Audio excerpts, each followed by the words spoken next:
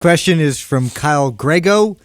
What are your thoughts on chiropractors? Do regular adjustments help with improving mobility? Depends how they're used. You know what? I used to hate chiropractors for a long time.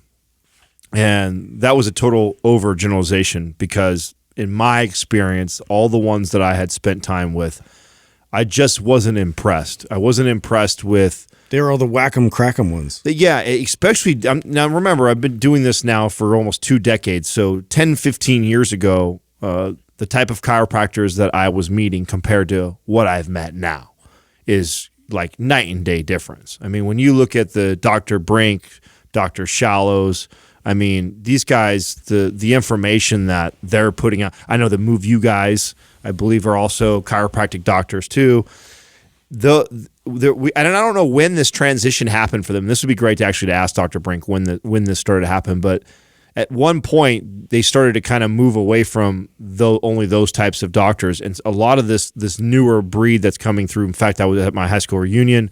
One of the girls that I went to high school with became a chiropractor, and the very first thing I asked her is like, "Oh, are you big on adjustments?" And she's like, "No, she does all more movement focused, movement and self-myofascial release." Like, that's great. And you just did not hear that before. You know, I mean, chiropractors were what the old school way, and the ones used to come through my gym. It was they used to do an assessment back then. They had either the poles with the strings that were across, and they would assess you by moving them around and showing you your shoulders elevated by 1 inch here, your hips, elevated or depressed over here, like, and then they would basically adjust and crack you and say, "Oh, look, we fixed you there."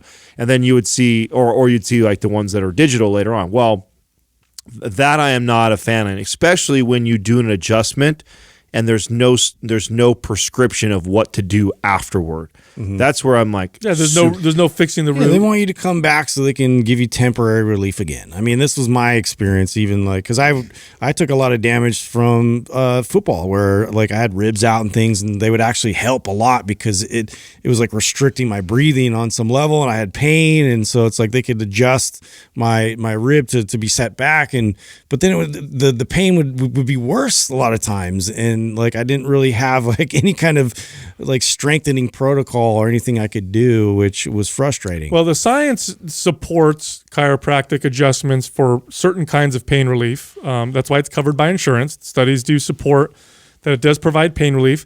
I believe it does. I've experienced it myself. I've had situations where I've hurt myself, got an adjustment, and had a 70% reduction in pain immediately after the adjustment. So that, and as far as that's concerned, it definitely works. The problem is if you just do adjustments, then you're not really solving the root cause. It's just like foam rolling or other type of tools where you get things out of the way, things feel better for a second, but you don't fix why that was happening in the first place.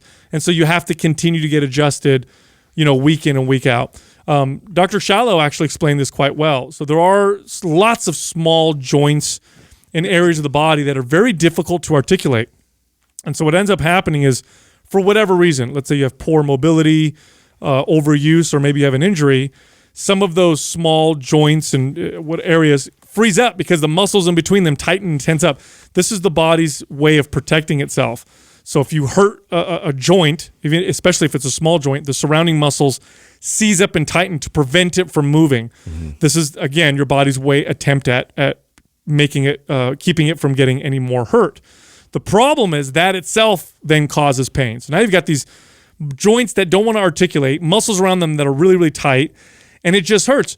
And so what an adjustment will do is quickly articulate, move those joints, get those muscles to stretch a little bit, and then you feel that immediate relief. It's just like when you have a client with a tight piriformis muscle in their hip. Like, oh, my hip bothers me. And then you have them do a hip stretch, and they stand up, and they're like, oh my God, it feels so much better.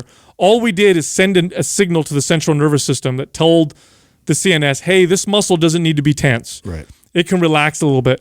That takes away the pain. But if we don't fix why the person's hip got to that point in the first place, the odds that it'll get back there are quite high. Oh yeah, to unlock the joint's potential and to show that you could still do the movement, relatively safely, and like train, immediately after that, and like try and repattern those movements. Then it's beneficial. It's like I just helped to guide you back into right. therapy. And so what makes things go back in alignment is that they articulate these joints. CNS gets the signal. Cool, we could back off a little bit. Now the tight muscles loosen up and things kind of balance out again.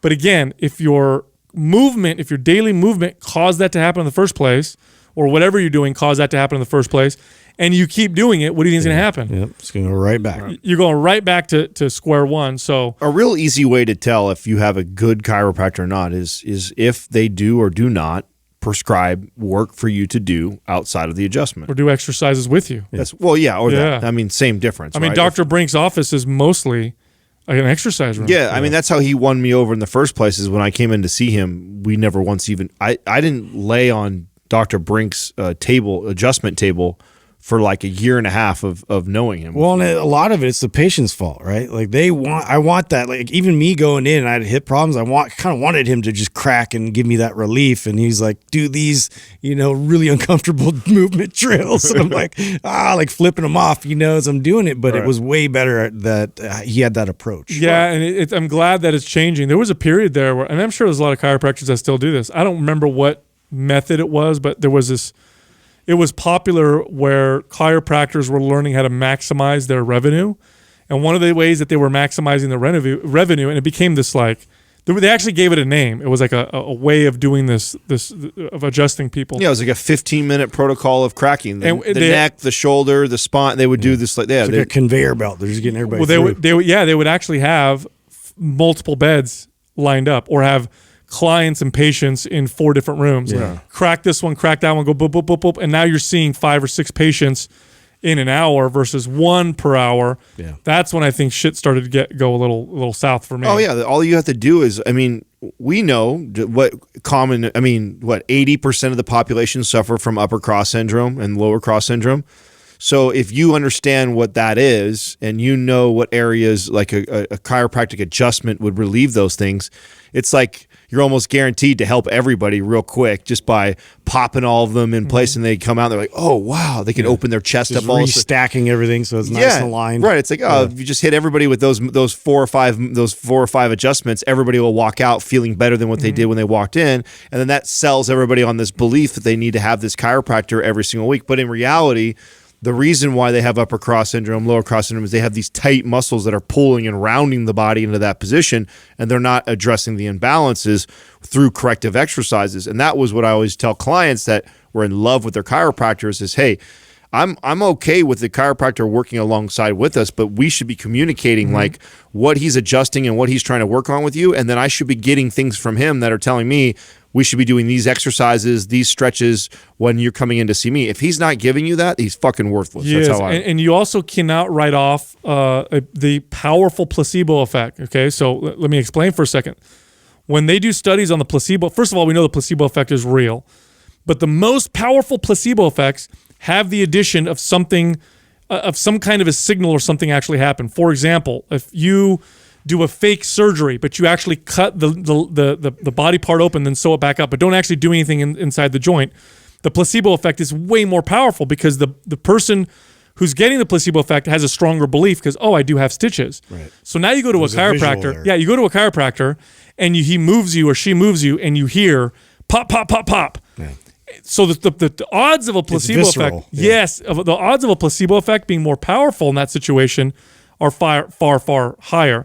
The other thing that really annoys me about some chiropractors, and luckily they're few and far between, are the ones that say they can cure everything. Oh yeah. Like, adjustments cure Common colds and everything else, huh? Yeah, and what they say is that, if the central nervous system is operating optimally, then your body cures itself. And so if you have a cold, come get an adjustment. If you have a flu, come get an adjustment. If you're depressed, come get an adjustment. I've had people say, Take these supplements like out the door. Yeah, no. There's a lot of that. no, the good ones do some adjustments, but mostly movement. And that's what we've seen so far with the two that we respect the most, Dr. Brink and Dr. Shallow.